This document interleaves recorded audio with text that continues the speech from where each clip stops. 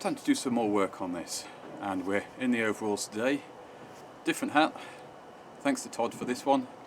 I've not my usual sort of hat, but perfect for this kind of job. And I know you're a big fan of this car. I'm going to start by just cleaning everything back so I can see what needs to be repaired and what doesn't. I've got a rough idea of what needs doing here, but once it's all clean, I'll know more definitely.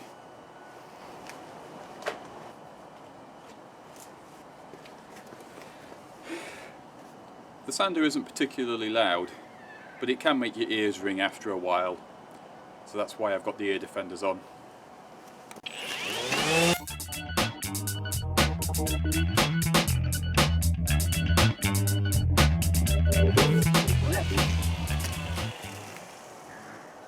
Might need something just a bit more aggressive than this.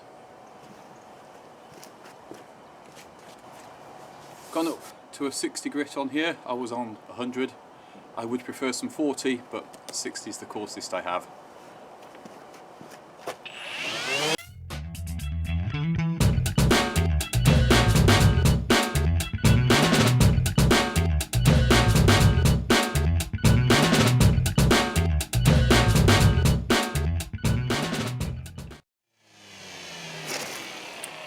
There's more on here than I thought.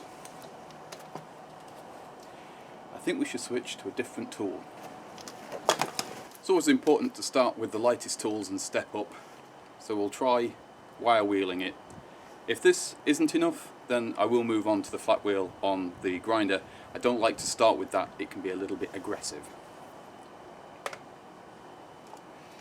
Also, because this is a wire wheel, I'm going to switch these to some safety glasses.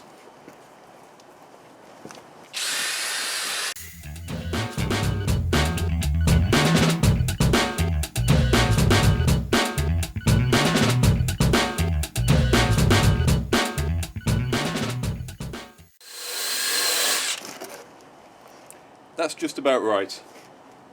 We shall persist with this for a while.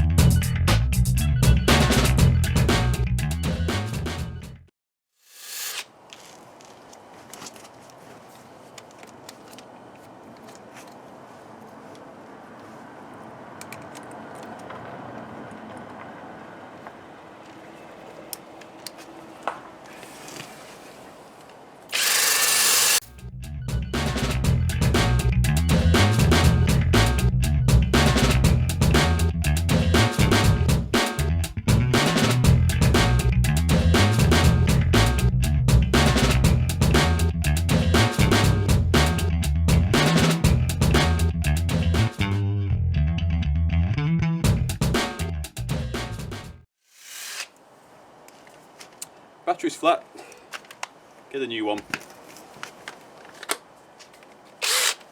That's better.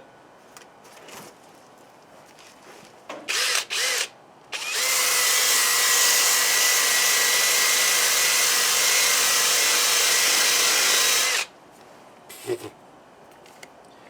you think I should wear a mask? I think I should wear a mask. COVID leftovers, but it'll do.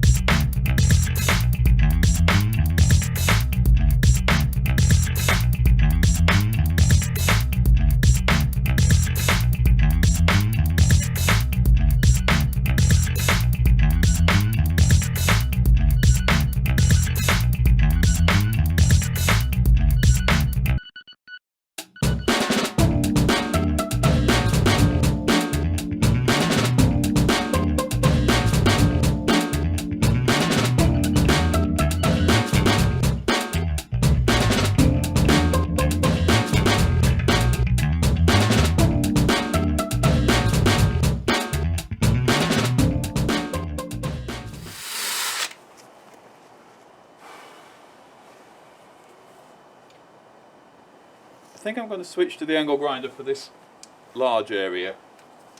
So I'll just do the edges.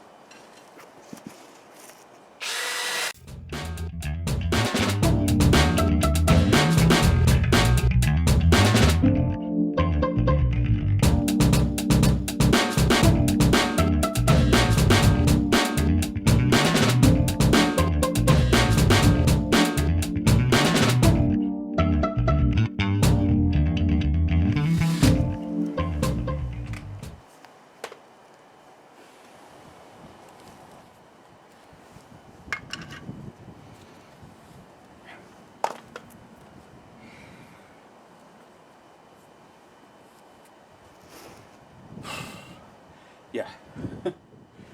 This section at the back here I'm going to hit with the flat disc because, well, a lot of it's rotten, and it'll just be the easiest way to get these fixings off here.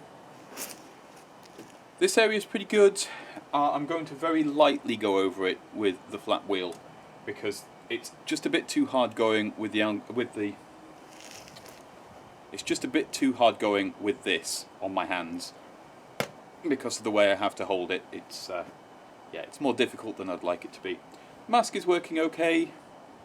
It's not perfect, but at least I don't just taste rust at the moment, so that's something.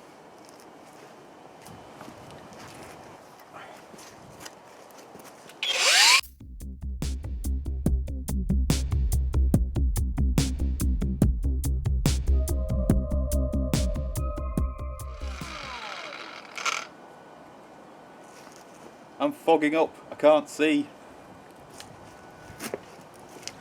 Am I even in frame? Yeah, I think I might be.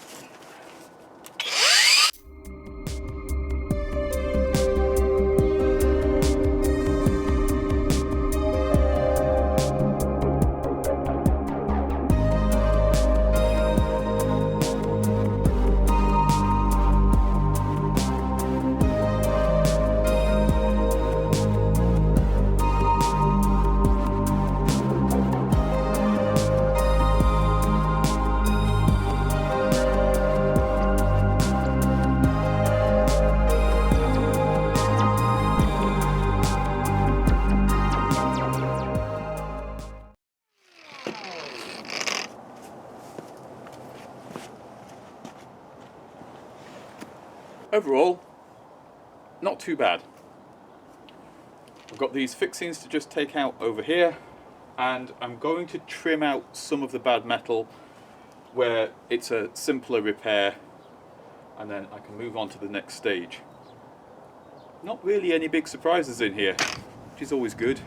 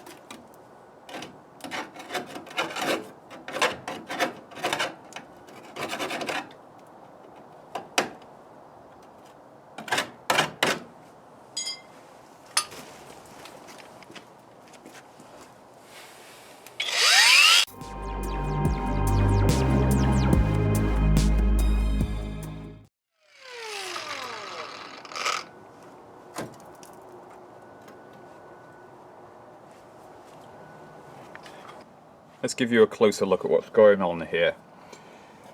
Most of this metal, yes, it's pitted. There's not a great deal I can do about that. but it is very, very solid, which I'm very happy about. There are just one or two little pinholes like this that have appeared. Now these may end up being a patch about that large. We'll see what happens when I clean everything up fully in those areas. This area here needs just a patch putting in. That's a very simple curve. I'm going to cut away where I can see the rust, and then I can get all of this cleaned out inside here, ready for that repair to go on. This side's a little bit more complicated. We've got the relief here for the fuel filler hose. There's a couple of little holes up here, so I'm going to have to cut a strip out there, I think. And this is where the splash guard actually bolts in. You can see the remains of the bolts up here, so I need to get those out. But mostly that's pretty good. Back here, this and this up here were two bolts holding on a rubber sheet. So again, I'll have to redo these, but they were completely rusted. There was nothing left. They were like this. You cannot do anything with it when it gets to that point. But this sheet is all completely flat. There's nothing special to it, and I think if I chop off about there, we should be good, because this section here seems to be pretty good. It's a little bit pitted and a little bit thin, but there is no point me replacing the entire body on this just for this repair. This is perfectly fine for what we're doing here. Oh, and it's a messy, noisy job. Right, I'm going to cut out a few bits, and then I think we'll start sploshing about some rust treater to get this prepared. Had a bit of a poke and a bit of a clean. There's a tiny little dot there, but it's too small to warrant welding it up, so that will probably disappear with paint, funnily enough. It's a little more than a pinhole. This one here, I've given it a poke, and that looks like that's the backing of some trim inside the car, so I'm going to have to unpick some interior stuff to get to that one properly, because obviously I don't want to set things on fire. I've completely left this alone. We'll address this at a later date. I don't think I have time to do that today, but I might have time to do that another day. This corner, I have trimmed out the rust. This is a very simple shape to replace. I can cut a flat shape to what I need and then bend it over my leg, and that will give me the curve I want there, which is great. But right here is the wooden frame of the car. So I think what I'm probably going to do to avert disaster is clean this all really, really well, and I'm going to overpatch it rather than butt weld. I'm very nervous about welding that close to the frame. Real risk of fire, I think. You can see, unfortunately, as well, where I caught the wooden frame just with the wire wheel a little bit, so I've had to take a bit more care. The interesting thing I've learned, now that I've been able to start cleaning things up, is this is where the wings bolt on. So there's two screws there that go into a bracket in the wooden frame, and this is the one I had to chop off. So hopefully, with some penetrating fluid and a bit of heat, but not too much because of the wood, I can get these unscrewed, and then I can just put some regular bolts in with regular heads. I'm really, really hopeful on that front.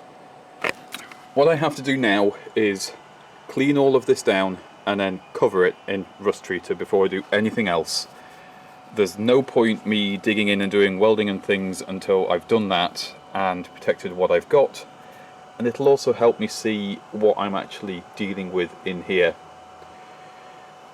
This point here, by the way, is for the boot hinge, and it rather explains why this is always seized up. You cannot get to this with the rear wing on, and yeah, it then means you can't get the bottom of the hinges off.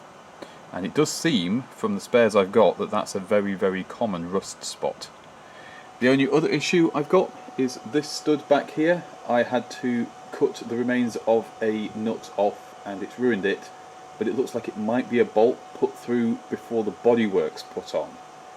So I'm going to have to be a bit creative there, I think, because it should look like that one, which is the only one that came undone. None of the others did.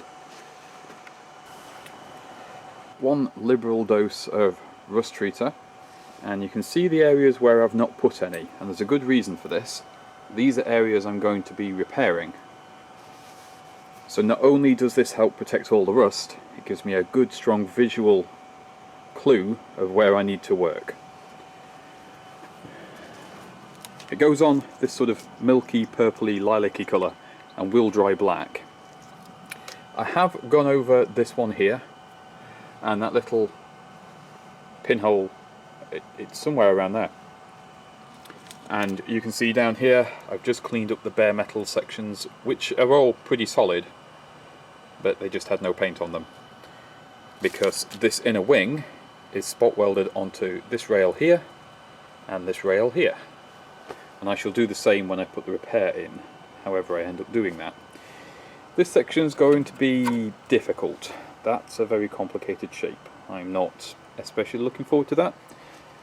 The other thing I'm not sure of is whether there should be a closing panel here. I feel like there should be. Like, it should maybe come straight down next to the wooden frame and then close in, but I don't know, because it's completely gone, and I don't know what they look like normally there. And of course I've got all this edge along most of the sill that needs doing, and that edge up there, but we're getting ahead of ourselves. Today it's all about this. I have to leave this to cure. I can't do anything while that's doing its thing, and then we'll see if it needs a second coat, which it might, and it might not. I did find one more job that I could do off camera. This is the splash guard that lives inside the arch. This cutaway here, that's where the fuel filler net goes and the rubber flap seals against. It does need some repair.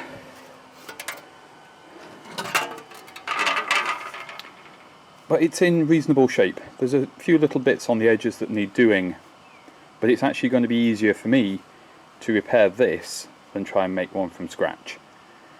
Just because the materials and tools I've got, I'd rather just repair this, even though it's only a very simple shape, and you probably could just very quickly make one.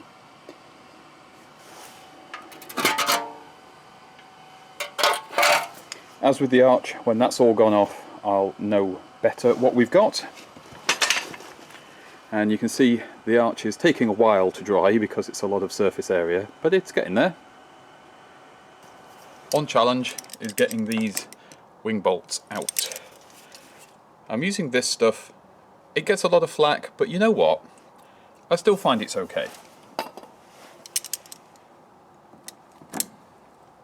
Now, I have already started this one off. I had enough of a nub of the bolt thread to actually put the vice grips onto, and they are tight, but they are coming out. You just have to sort of work them back and forth a little bit and keep going until eventually they come out.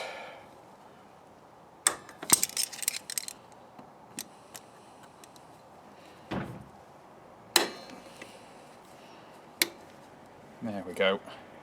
I was getting stuck on the aluminium up here.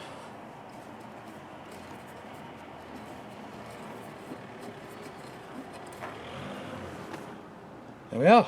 Hopefully I'll be able to get them all out, and because I've got this nub here, I know what sort of bolt I need to put back in. I am going to put bolts in rather than flat-headed screws, because I don't want a repeat of this. This is a nightmare. So you can see there's just enough there. I'll just zoom you in. Right, just enough of a nubbin. I was very careful when I removed the bolts to only take the head off, because I knew I'd probably have to do this. I've already taken the wind lacing off because that was getting in the way. And you just don't try and turn it all at once, because it won't go. You have to wiggle it, reset your vice grips, and wiggle it and reset your vice grips. I daren't use heat because these brackets that this screws into go into the wooden frame.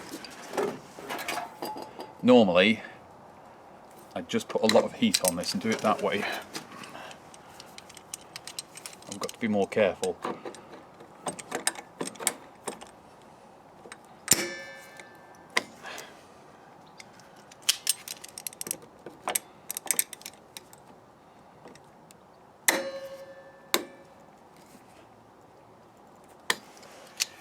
Ooh, this one's going to be tricky.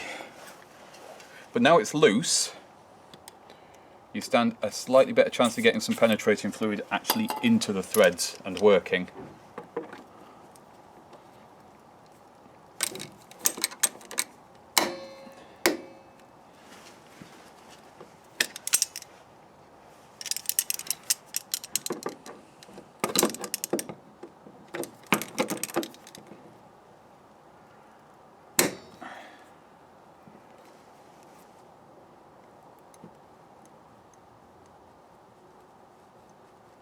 This one's probably going to need some time to soak, and I'll have to come back to it. I'm going to have a fight with these and see how many we can get out, hopefully all of them. Last resort, we'll be welding a bolt onto this stud and trying to wind it out that way. Sometimes the heat gets through into the threads and you can do it that way, but I hope I don't have to. I just realised something. I can actually cheat with this.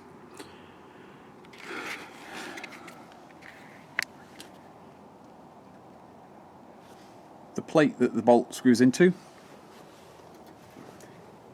is removable. And I realised this because of the boot lid I took apart. There's two countersink screws, like that.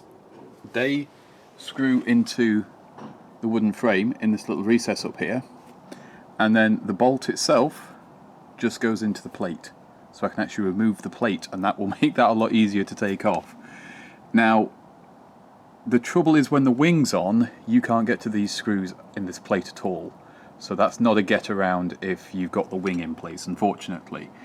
But it does mean that these ones, which are actually, they're not playing ball, I've got another way to get them out, and then they will be easier to get out with these plates.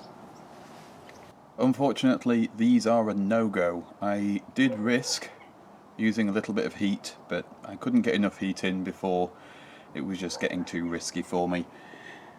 I'm going to leave them soaking because that's the best thing I can do for now, and I will come back and I think I'm going to weld a bolt onto these studs and then see if I can wind them out that way. It's probably the best option. The problem with this one down here is the wood screws won't even come out, even if you could access the spring shackles in the way. But the bracket is moving slightly in the frame, so I think there's probably some damage to the end of the frame there, which is hardly surprising. It's right in the line of fire of everything off the tyres. This one up here is completely solid. I can get one of the screws to turn a little bit, but then it's risking chewing up the head, so I'm going to leave that alone. Not fun. The other thing I did though is I did put some WD-40 in here just to keep these threads from flash rusting and causing me problems later. It just means that they're less likely to have water sitting in there, which is good. And obviously I've taken off the old rotten seal banding. We need to put new of this on the entire car anyway, so it's no big loss removing that now, but it's falling apart. It can't be saved. Do you know what? I do own a vise. It's just not attached to a workbench. Using one of these and applying quite a lot of heat, and then the vice grips, I have been able to get this one to unscrew from its plate.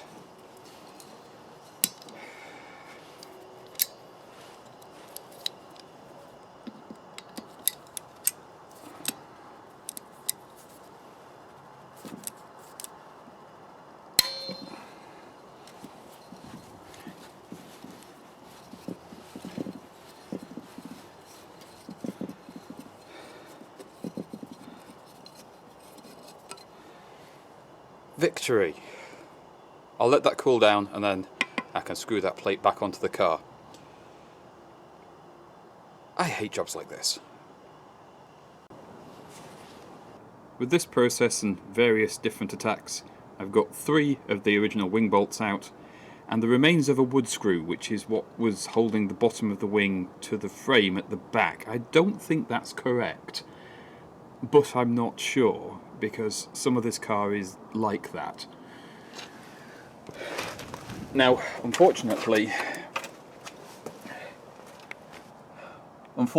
I can't get the amount of heat I just did in the vise into these without risking damaging the frame of the car. I mean, that's the bolt there, and then the frame is there, and it's old wood, and I just daren't.